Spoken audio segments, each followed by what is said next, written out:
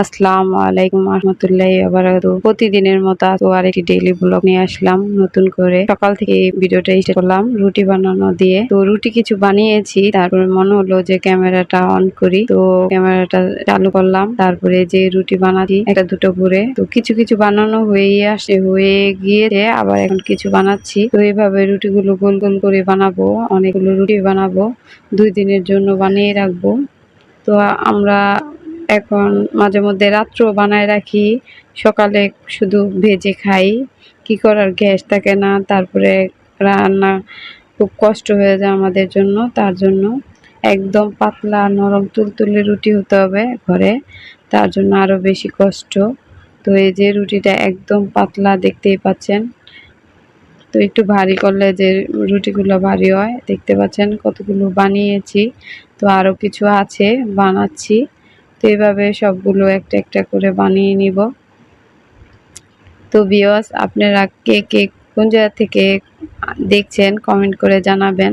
তো আপু ভাইয়ারা, খালামণিরা, আন্টিরা সবাই ভালো আছেন ইনশাল্লাহ। সবাই প্রচণ্ড গরম পড়েছে, বৃষ্টির পরে এসেছে গরম। গরমে প্রচণ্ড গরমের তাপমাত্রায় মানে গরমের বেশি একটা অস্থিরতা। তো এই তো ভাজি করছি, আলু আর বটবটি ভাজি করছি। লোব্বা যাকে বলে, বটবটি যাকে বলে, আলু বটবটি ভাজি করছি। আসলে এই ভাজিটা অনেক ভালো লাগে খেতে, অনেক টেস্টি লাগে। রুটি দিয়ে খেলেও ভালো লাগে, রুটি পরোটা দিয়েও খেলে ভালো লাগে। তো আপনারা যদি কোনো সময় করে থাকেন বা খেয়ে থাকেন, দেখবেন আসলে ভালো লাগে। তো ভাজিটা আমি পানি অ্যাড করিনি, ঢেকে দিয়েছি। ঢেকে দেওয়ার সাথে সাথে যা পানি উঠবে তাই। তো আবার এখন একটু কাঁচামরিচ দিলাম। কাঁচামরিচগুলো অনেক ঝাল, ছোট ছোট কাঁচামরিচ, তারপরে অনেক ঝাল, দেশি কাঁচামরিচ, তার জন্য ঝাল। তো এই যে ভাজিটা আমার প্রায় শেষ পর্যায়ে চলে এসেছে। তো ভিউয়ার্স, আপু ভাইয়ারা, খালামণিরা, যে যেখান থেকে দেখছেন, ইনশাল্লাহ আমার ভিডিওটা পুরোটাই দেখার চেষ্টা করবেন। সাবস্ক্রাইব করবেন না, আর লাইক দিবেন পাশে। আর যে যে ভিডিও দেখেন সবাই একটু কষ্ট করে হলেও লাইকটা দিবেন। লাইকটা আসলে আমার জরুরি। লাইক দেন না, অনেক আপু ভিডিও দেখেন, একটা লাইকও দেন না। একটু কন্টিনিউ করে লাইকটা দিয়ে দিবেন কষ্ট করে। তো এই তো মাছ ভাজা দিয়েছি, মাছগুলো রান্না করা হবে। তো মাছগুলো ভেজে নিচ্ছি। আপনার একটি লাইক, একটি সাবস্ক্রাইব আমাকে অনেক দূরে নিয়ে যেতে পারে, আমার লক্ষ্যে পৌঁছাতে পারে। আমি যে লক্ষ্যে পৌঁছাতে চাই সেই লক্ষ্য পৌঁছাতে পারি। আপনাদের ভালোবাসায় এতটুকু এসেছি, আরও কাছে আরও যেতে চাই আপনাদের ভালোবাসায়। আপনাদের ভালোবাসা যদি না থাকতো তাহলে কি এতটুকু যেতে পারতাম?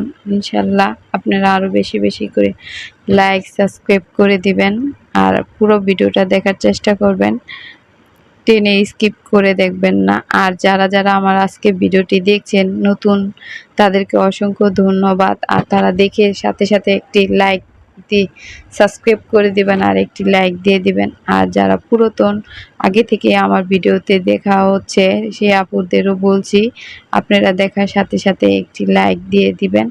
তো আসলে অনেকেই নতুন নতুন ভিডিওতে আমার সাথে জয়েন হচ্ছে, অনেক আপুরাই ভালোবাসা দিয়ে আমার সাথে নতুন নতুন জয়েন হচ্ছে।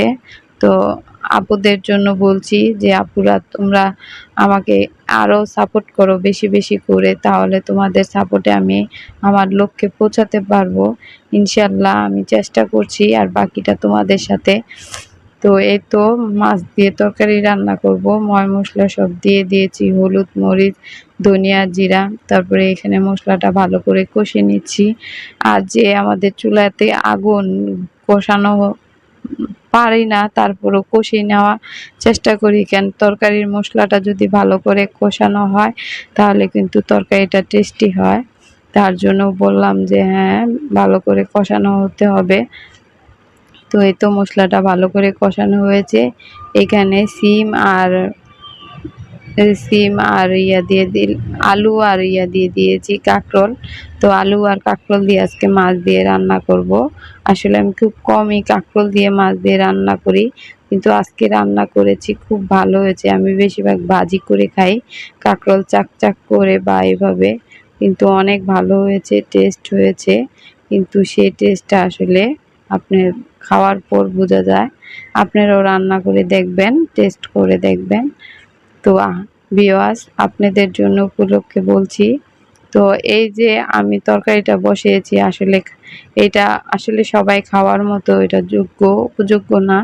এসব তরকারি সবাই খাইতে পারে, ঠান্ডা তরকারি ভিউয়ার্স।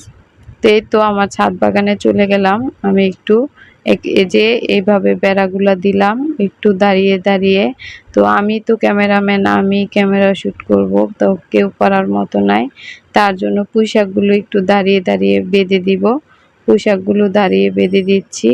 আর ওই পাশে আরো অনেক গার্ডিয়ানরা দাঁড়িয়ে দাঁড়িয়ে কথা বলছে, কিন্তু তারপরও নিজের কাজ নিজেই করা ভালো।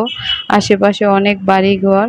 তো ওই যে পাশ থেকে যমুনা দেখা যাচ্ছে, এই যে যমুনার কোয়ার্টার। আর এই পাশের ছাদটায় অনেক সুন্দর বাগান, আমার কাছে খুবই ভাল লাগে। আমার নিজের বাড়ি হলেও আমি এভাবে বাগান করতাম। মনে হয় আসলেই দেখার দেখার চেয়েও ভালো লাগে, সুন্দর। আর এই বাগানে অনেক কিছু খাওয়াও যায়, যেরকম কষ্ট করে করে এরকম খেতেও পারে। যে বাচ্চারা খেলতেছে, আমার মেয়েও খেলতেছে, তার সাথে আরো বাচ্চারা আছে, পাশে মুরব্বিরা আছে। তাই বললাম যে আর ওদিকে ভিডিও নিলাম না। তো পুঁইশাকগুলো বাঁধানোর জন্য এসেছি। এই গাছের আম খেয়েছে, অনেক কিছুই খাওয়া যায়। এখানে পেঁপে আছে, পেঁপে গাছে পেঁপে ধরে। তো মোটামুটি সব ফলই খাওয়া যায়, উপলব্ধি করা যায়। তো ভিউয়ার্স, ভিডিও শেষ পর্যায়ে চলে এসেছি। আজকের মতো এখানে ভিডিও শেষ করলাম, বিদায় নিলাম। আল্লাহ হাফেজ। আসসালামু আলাইকুম রহমতুল্লাহি ওয়া বারাকাতুহু। Good bye.